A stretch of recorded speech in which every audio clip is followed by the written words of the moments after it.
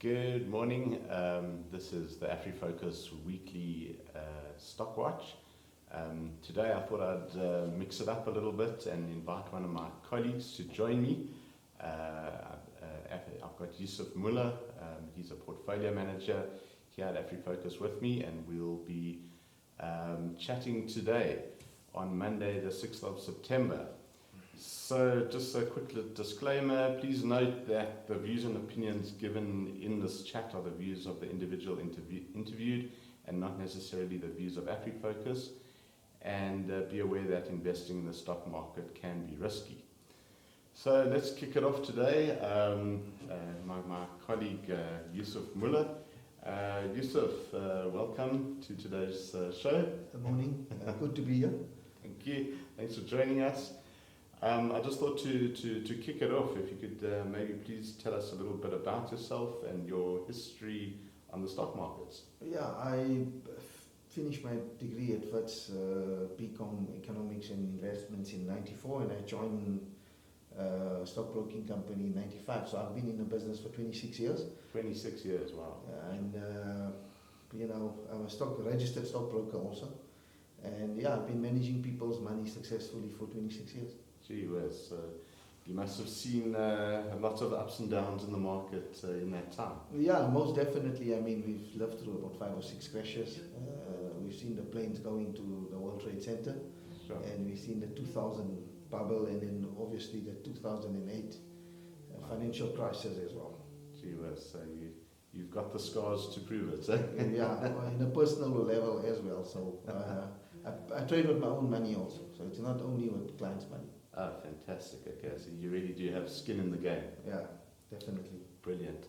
So, Yusuf, I thought let's have a chat about what happened last week on the markets. And I just thought I'd kick it off with what were the key highlights for you last week on the markets? Yeah, we had a couple of South African companies coming through with results. Hulamin, excellent results, but I think the market was expecting it, so stock came down from 270 to 230 odd. I see it bounced back to 240. Hulamin. Yeah, Hulamin. It's an aluminium producer. They're exporting a lot of aluminium to the US for Tesla in particular, and other, car, new generation electric cars, car makers. And they've got an offtake agreement in the US, so that stock looks good.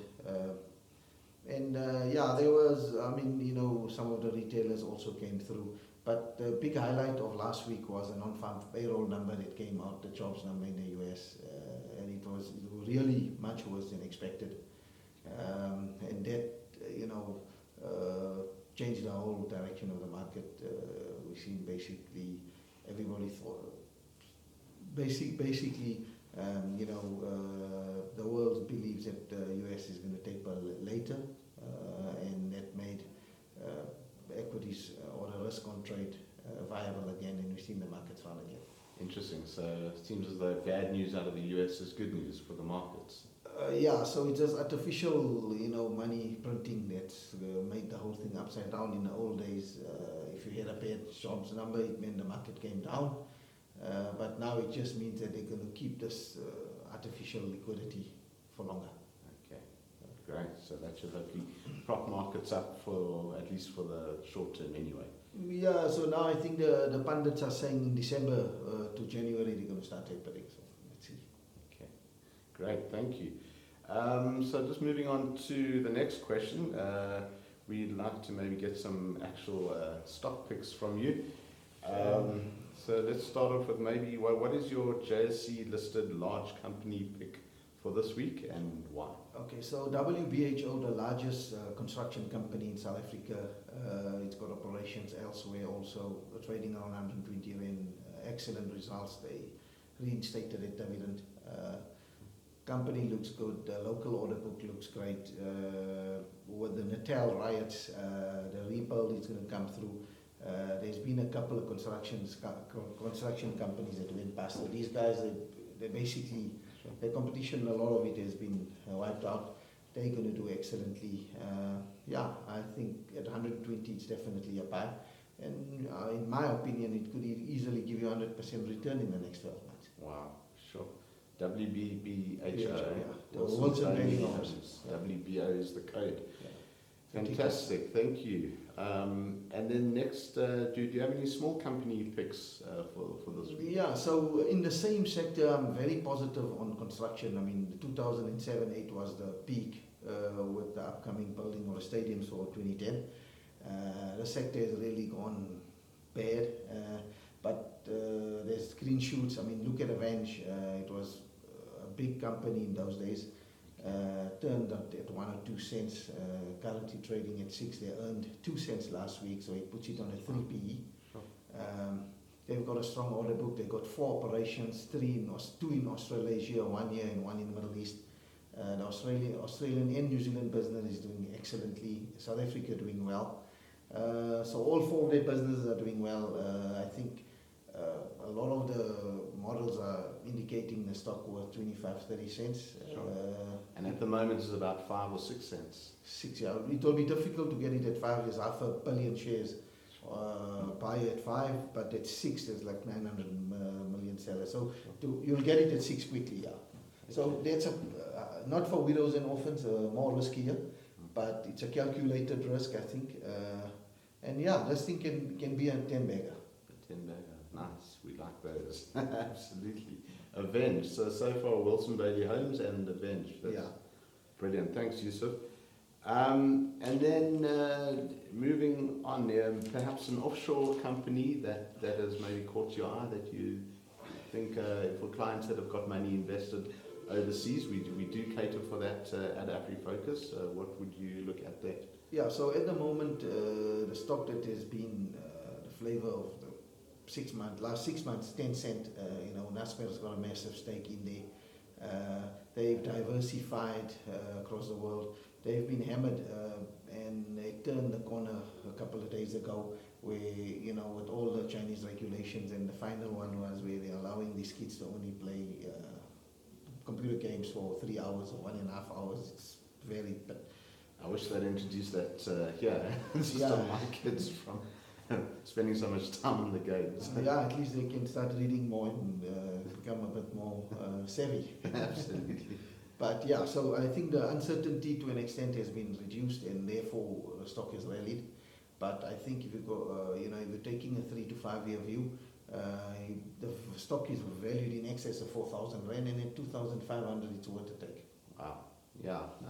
I think I'd agree with that. I remember in January having a look at what the analysts thought about Naspers, and all 50 out of the 50 analysts they covered had a buy recommendation on Naspers, but I guess they couldn't predict what the Chinese government would do and the new regulations that they would bring into place, and that certainly has affected the share price. So a lot of that uncertainty is now out of the way, but there's still a little bit uncertainty. So if you're a rand player, you can participate in this Tencent via Naspers, and if you've got money offshore, you can just buy Tencent directly in Hong Kong. Absolutely, yeah. As mentioned, we do cater for clients taking their money offshore, and on the platform, our offshore platform, clients can buy Tencent on the Hong Kong Stock Exchange. So that's great. Thanks, Yusuf.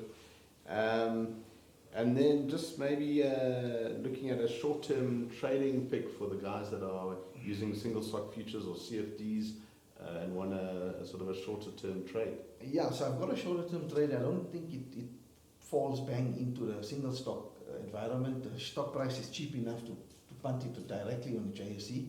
I'm going in the property sector. The property sector got hammered with COVID, as we all know. It's one of the first black-owned property companies called Delta Property. They specialize in government tenants, where their lease period is not 3 and 5 and 6 years, but rather 1 to 2 years. But they get the yield is higher. They've been an excellent dividend payer, and then they got into trouble, obviously, with COVID and stuff. Share price came down from 8 rand to 35, 40 odd cents. It's trading around 41, 43. Net asset value in excess of 4 rand. Not for widows and orphans. The results are coming out in September. I think the stock can easily go to a rand. Delta Property. Yeah. DLT is the ticker. DLT. Yeah. Fantastic. That's an interesting one. Great. Thanks. That's brilliant. And then thanks, Yusuf. So just the next one, just a general discussion. what would you, in your opinion, is the best way to make money on the stock market? Yeah, so there's two. You've got to have a view, or when your financial advisor or your stockbroker sits with you, you need to decide how you want to play the markets. If you're an extreme long-term player or a short-term player, you could allocate different, have separate accounts. One where you wear a long-term hat and another one with a short-term hat. But over the years, I've seen short-term traders make money. But the guys that really make the huge money and the compounding are the guys that just get married to the stocks that are undervalued. The Warren Buffett model. I mean, if you bought Redefine at 2 Rand in 2000, or you bought Cecil at 20 Rand in 2000, or last year at 24 Rand. So those are the kind of stocks that will. I mean, if you also Capitec was a great example. 1 Rand 20 years ago. Cashboard, if you bought it at 2 Rand, it's at 300 Rand, they're paying a 22 Rand dividend. So you're getting 20 times your money back just in a dividend.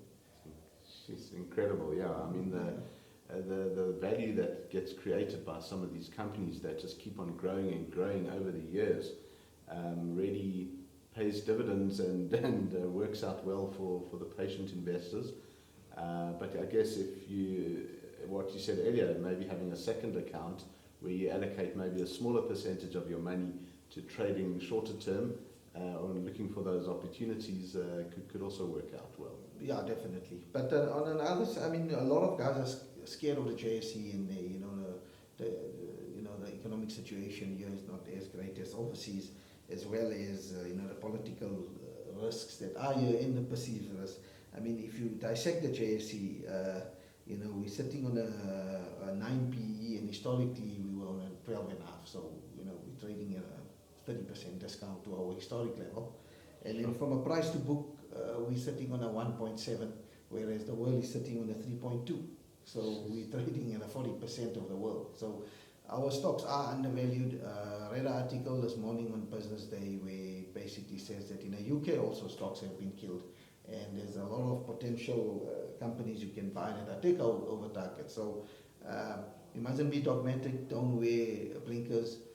It doesn't mean that if it's listed on a JSE, it's not going to make money for you. Yeah, absolutely. And it's quite interesting. We've seen over the last year or two, and even before that, a lot of companies that where it looked like things were really bad for them and they were on the verge of bankruptcy or massive debt, and then something's happened that's turned it around, and you've seen fantastic returns from investing in those companies.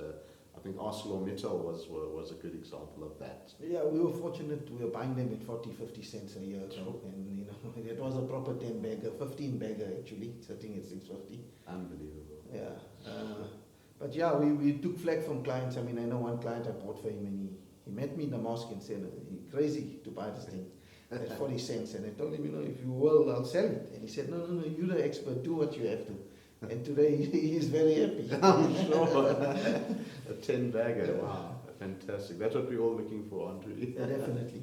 If you can get one or two of those in every 2 years, it can really, increase your beta, which is your performance overall.